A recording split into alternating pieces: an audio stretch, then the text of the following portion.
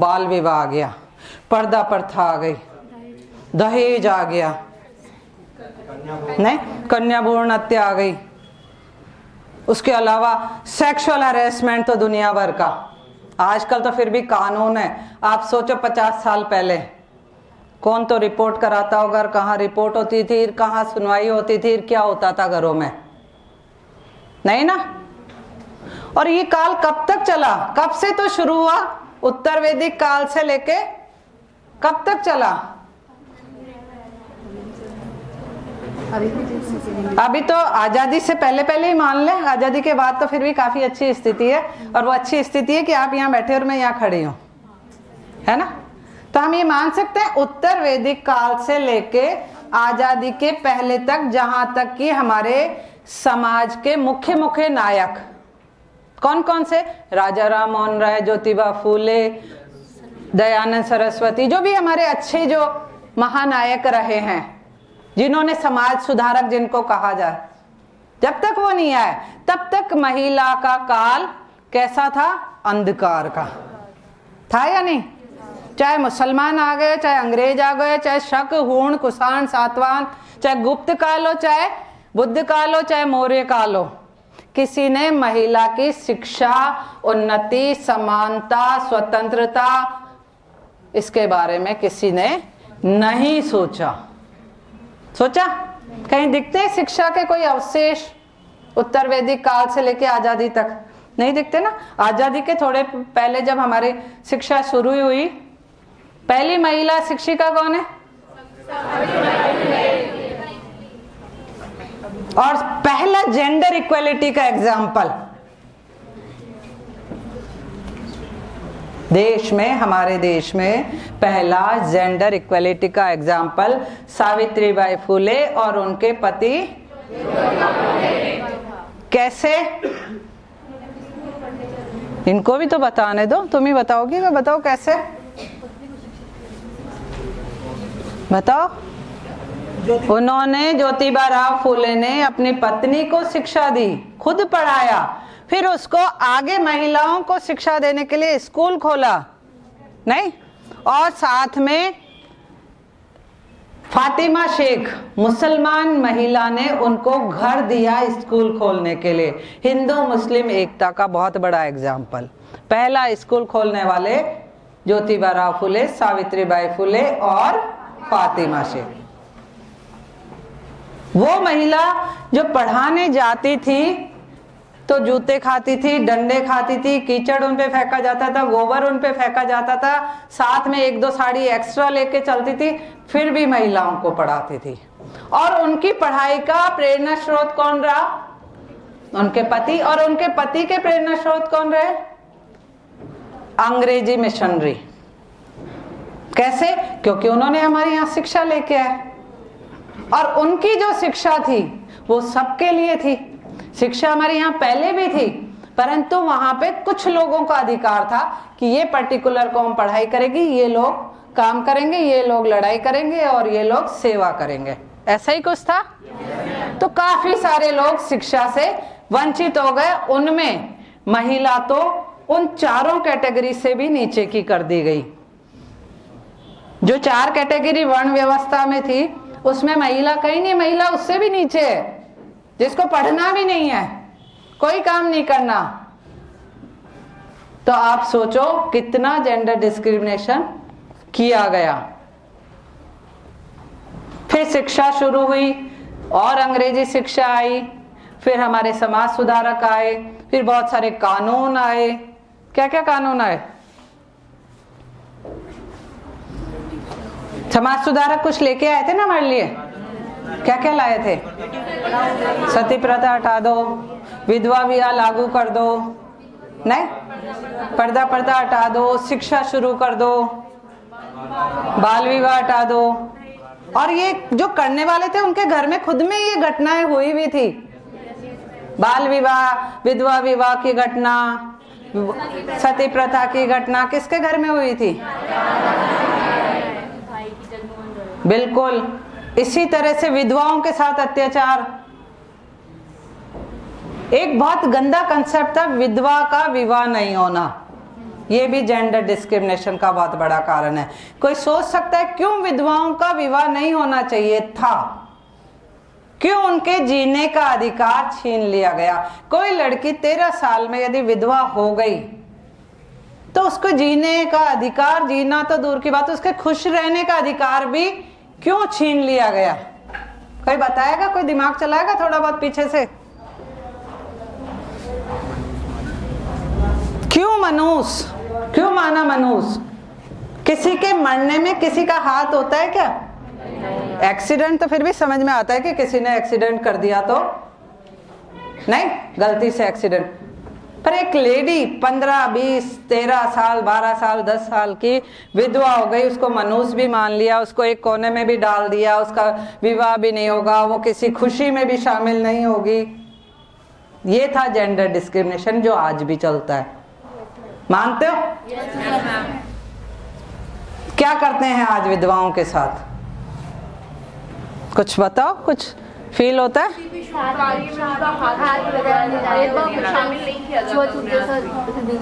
है ना gender discrimination. और करता कौन है?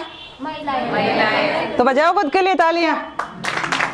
तालियां भी बजा रही हो? वाह, खुद के लिए तालियां बजा रहे हो। कितनी शर्म की बात है ना कि एक महिला के साथ में डिस्क्रिमिनेशन करती है कि आप शुभ कार्य में शामिल नहीं होंगे, आप लाल पीले कपड़े नहीं पहनेंगे, आप खुश नहीं रहेंगे, आप ये नहीं करेंगे, आप वो नहीं करेंगे। जितना जेंडर डिस्क्रिमिनेशन समाज में आज है, मैं उस पुराने की बात नहीं कर रही, मैं आज की बात कर रही हूं। हम आज पे आ जाते हैं। ऐसी ऐसी चीजें बताऊंगी कि हम खुद शर्म आ जाएंगे कि हम तो खुद ही जेंडर डिस्क्रिमिनेशन कर रहे हैं। खुद शर्मा जाएंगे हम। पहले का समाज दूसरा था, उन्होंने जो थोप दिया वो थोप दिया, उसको बदलने का प्रयास किया गया पर नहीं बदल पाए। शिक्षा ने बहुत अच्छा रोल निभाया कि आप यहाँ आए, मैं यहाँ आई, आगे तक बढ़े, सोच बदली, आपकी भी सोच बदली, आपकी भी सोच बदली, पर फिर भी आज तक हम जेंडर डिस्क्रिमिनेशन को साथ लेके चल रहे हैं।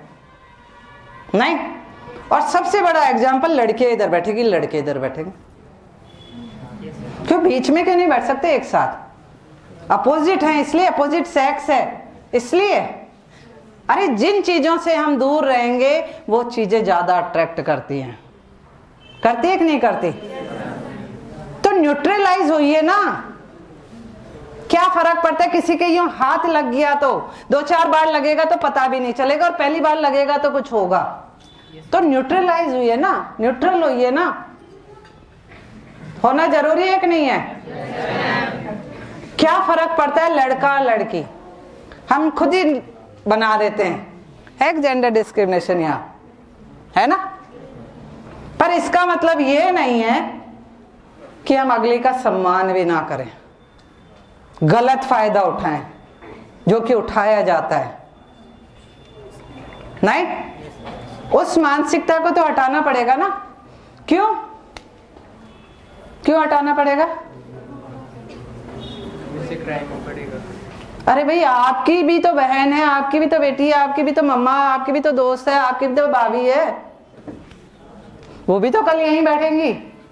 आप चाहते हो कि उनका सम्मान, सुरक्षा, आदर बनी रहे, तो आपको इनको सम्मान, सुरक्षा, आदर देना पड़ेगा, तब मिलेगा। अब हम बात करते हैं जेंडर डिस्क्रिमिनेशन के वर्तमान के रूप की। शुरुआत करते हैं। सबसे पहला पॉइंट, कन्या भ्रूण हत्या, फीमेल फिटिसाइड होता है? होता है क्या? एग्जाम्पल देखते हो? रोज अखबार में आता है। झाड़ियों में कौन मिलता है? लड़के क्यों नहीं मिलते?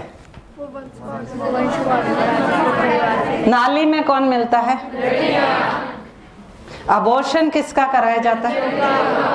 और ये सब कौन करती हैं? अब ताली बजाए? नहीं ना। तो इसको रोकेगा कौन? कैसे रोकेंगी? कैसे रोकेंगी? एक तो तरीका है मानसिकता बदल के, और दूसरा तरीका कानून का सहारा लेके।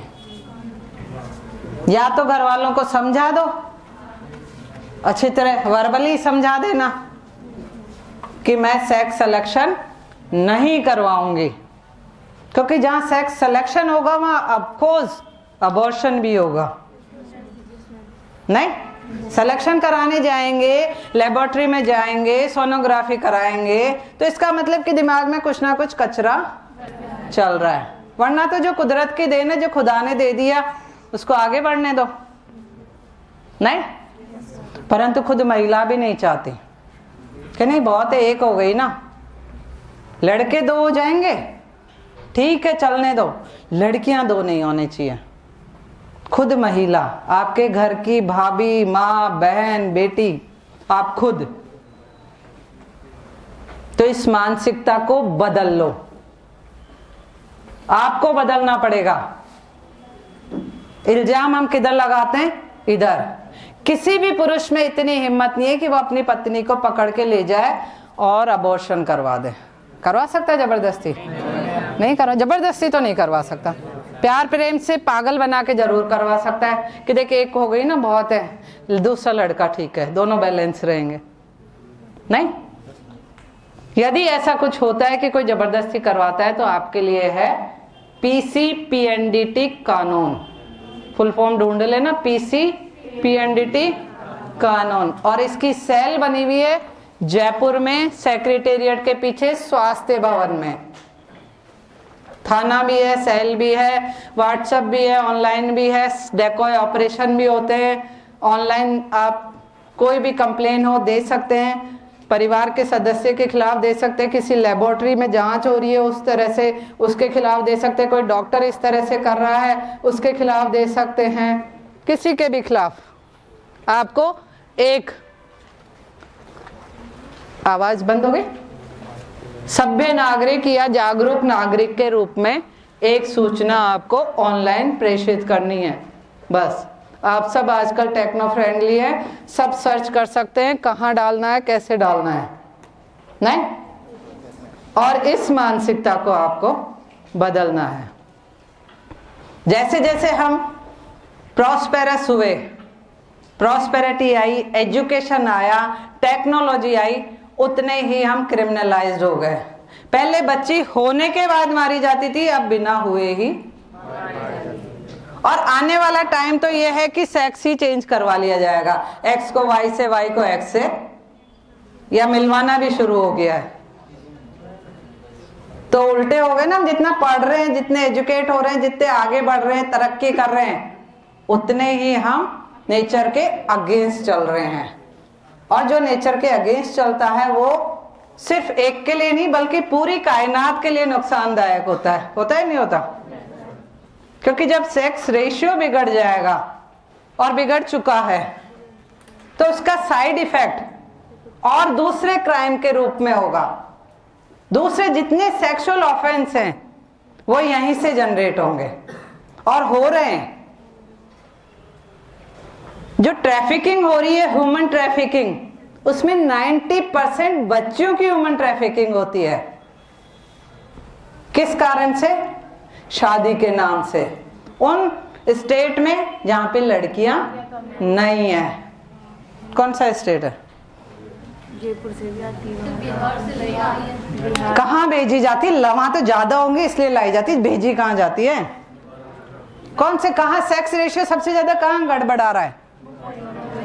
हरियाणा, पंजाब, फिर राजस्थान, MP। पैसे की कमी है यहाँ पे? पढ़ाई की कमी है? मानसिकता खराब हो गई। हम ज्यादा पढ़ते जा रहे हैं तो ज्यादा गलत साइड में जा रहे हैं, तो ह्यूमन ट्रैफिकिंग बढ़ने लग गई। लड़कियां लाई जा रही हैं। सोचो उनका क्या हाल होता होगा। गरीब के घर की बच्चियां उठा उठा के कहाँ कहाँ बेची जाती है, कहाँ कहाँ सेक्स रैकेट में दी जाती है, कहाँ उनकी शादियां कराई जाती है। शादी के पैसे कोई और ले लेता है और उनको छोड़ के चले जाता है। नहीं, आपने एक न्यूज पढ़ी होगी, लुटेरी दुल्हन शब्द करके। वो लड़कियां नहीं करती है, वो कौन करता है? जो एजेंट्स होते हैं, वो उनके साथ चीटिंग करते हैं। उधर से भी उनको ले आते हैं और इधर का भी नहीं रहने देते हैं। उनका पैसा वैसा सब ले लुआ के वो चले जाते हैं। मेन कल्प्रिट तो जो एजेंट होता है बीच वाला, ह्यूमन ट्रैफिकिंग करने वाला, वो होता है। तो फर्स्ट क्राइम तो हमारा हो गया कि हम बच्चियों को पैदा ही नहीं होने दे रहे। दूसरा क्राइम वो हो गई तो हम बाल विवाह की तरफ बढ़े जा रहे हैं। आज भी राजस्थान में बाल विवाह होते हैं, सब मानते हैं। तो क्यों हो रहे हैं 2023 में भी? क्यों लाइन लगी रहती है? बताओ, कोई भी कारण बताओ। मानसिकता ही नहीं बदलती। क्यों नहीं बदल रही? तो कारण एजुकेशन तो बढ़ रही है, प्रॉस्पेरिटी भी बढ़ रही है, कोई और कारण बताओ। ग्रामीण इलाकों असुरक्षा। देखो मेन कारण तो अशिक्षा ही है ना, अशिक्षा होने के कारण से। दूसरा जो सबसे बड़ा कारण है असुरक्षा। असुरक्षा भी नहीं है, असुरक्षा की मानसिकता जो दिमाग में क्या घर कर गई है कि लड़की को जल्दी से ब्याह दो ताकि ये कल को कुछ हो तो हमारे ऊपर नहीं आए। अरे भाई आपकी बेटी है, आपने पैदा किया है तो किस पे आएगा और होगा क्या? किस चीज से डरते हैं हम? यही ना कि किसी लड़के के साथ में रिलेशन हो जाएंगे, उसके साथ चली जाएगी, बस इतना सही तो होगा, इससे ज्यादा तो और कुछ नहीं होगा। वो तो लड़का भी तो उतना ही इन्वॉल्व है, लड़का भी उसको लेके जाएगा, वो भी सेक्स रिलेशन बनाएगा। तो वो अकेला लड़की पे क्यों डाल रही है समाज? गलती तो दोनों तरफ से हो रही है ना, क्राइम तो दोनों तरफ से हो रहा है। परंतु हमारी जो सोसाइटी है, पुरुष सत्तात्मक मानसिकता, वो बदनाम भी किसको करती है? लड़की को, महिला को। गलती दोनों तरफ से होती है, परंतु नाम एक के कर दिया जाता है। नहीं, लड़कियां जाती है, लड़की का फादर फटाफट गुमशुदगी या मुकदमा दर्ज करा देता है। कभी लड़के के फादर ने क्यों नहीं कराया? उसका भी तो लड़का जा रहा है ना, वो भी तो करवा सकता है कि मेरे लड़के को एक लड़की लेके चले गई, करा सकता है ना। अपहरण तो 363 आईपीसी तो सब पे लागू होती है, किडनैपिंग पे। वहां तो कोई जेंडर डिस्क्रिमिनेशन नहीं है कि लड़की कोई लड़की वाले ही करा सकते, लड़के वाले। परंतु पुरुष समाज या पुरुष मानसिकता जो है वो ये मानती कि लड़के का तो कहीं कुछ भी कर ले, कहीं चला जाए, कहीं कोई ले जाए, कुछ भी कर ले, उसका कुछ नहीं बिगड़ना, उसको सह सम्मान घर पे लाया जाएगा। जो समाज भी बात करेगा, किसकी बात करेगा? ये है जेंडर डिस्क्रिमिनेशन। इसलिए गांव वाले क्या करते हैं, जल्दी जल्दी निपटाने की कोशिश करते हैं, तुरंत फटाफट निकालो, कल को कुछ भी उल्टा सीधा हो तो हमारे ऊपर ना आए। ये मानसिकता बाल विवाह बढ़ाती है। और इसको रोकने का तरीका क्या है? अधिनियम तो है ही, शिक्षा भी है। और शिक्षा ही नहीं है, इस समाज की मानसिकता, इस पुरुष वर्ग की मानसिकता को बदलना पड़ेगा। जब भी कोई कहे कि ये लड़की भाग गई तो कहो कि नहीं, नहीं भागी, गलत बोल रहे हो आप, इसको कोई लेके चला गया बहला फुसला के। लड़कियों को ईश्वर ने इमोशनल कमजोर बनाया, थोड़ा सा सोफिस्टिकेटेड, थोड़ा सा, कि आसानी से, बहुत जल्दी किसी की बातों में आसानी से आ जाती है। ये अंतर है, ये कुदरत का दिया हुआ अंतर है। इसको आप फील करना। आपकी भी बेटी होगी, आपकी भी बहन होगी कि वो इमोशनली थोड़ी सी कमजोर होती है और आसानी से थोड़ा सा प्यार, थोड़ा सा स्नेह, थोड़ा सा लाड प्यार मिलते ही वो अट्रैक्ट हो जाती है। कभी उसकी भावनाओं के साथ नहीं खेलना, ये ध्यान रखना है, ये आपको ध्यान रखना है। आप जिससे भी प्यार से बोलोगे वो आपकी तरफ अट्रैक्ट होगी ही, परंतु उसकी भावनाओं के साथ आपको खिलवाड़ नहीं करना। अपनी जिंदगी में क्लियर रहना, किससे दोस्ती करनी है, किससे शादी करनी है और क्या करना है। ये नहीं कि ये भी चलने दो, ये भी चलने दो, ये भी चलने दो। एक अच्छा पुरुष वही होता है जो जिंदगी में अपने लिए रूल्स बना के चलता है। कुछ तो होना चाहिए जिंदगी के रूल्स कि यहां तो हमें इतना बढ़ना है, यहां ब्रेक हो जाना है। चाहे वो रिलेशन में हो, चाहे वो पढ़ाई में हो, चाहे नौकरी में हो, चाहे घर में हो, चाहे समाज में हो। नहीं, बलशाली ऐसे नहीं बनना है, बलशाली ऐसे बनना है, स्ट्रॉन्ग, मजबूत। मजबूत आदमी बनिए दिमाग से, मस्कुलर बॉडी से नहीं, दिमाग मजबूत होना चाहिए, तब जेंडर इक्वलिटी आएगी। एक औरत को उतना ही सम्मान दीजिए। कोई आपकी तरफ अट्रैक्ट भी हो जाती है तो उसको भी समझाइए कि नो, नो मीन्स नो। उसका यूज नहीं कीजिए, मिस यूज नहीं करना है, तब तो आप एक मजबूत ईमानदार पुरुष कहलाएंगे। नहीं तो जो चल रहा है वो चलने दीजिए। तो दूसरा कानून बाल विवाह निषेध अधिनियम 2006 काम में ले सकते हैं। बहुत बड़ा कानून बन गया है। आप सूचना भी दे सकते हैं आपके आस पड़ोस में, कहीं भी कुछ भी हो रहा है, बाल विवाह की सूचना आपको कहाँ देनी है? पड़ोस के थाने में दे सकते हो, एसडीएम को दे सकते हो, कलेक्टर को दे सकते हो, ऑनलाइन गवर्नमेंट पोर्टल पे दे सकते हो, पुलिस का वेबसाइट पे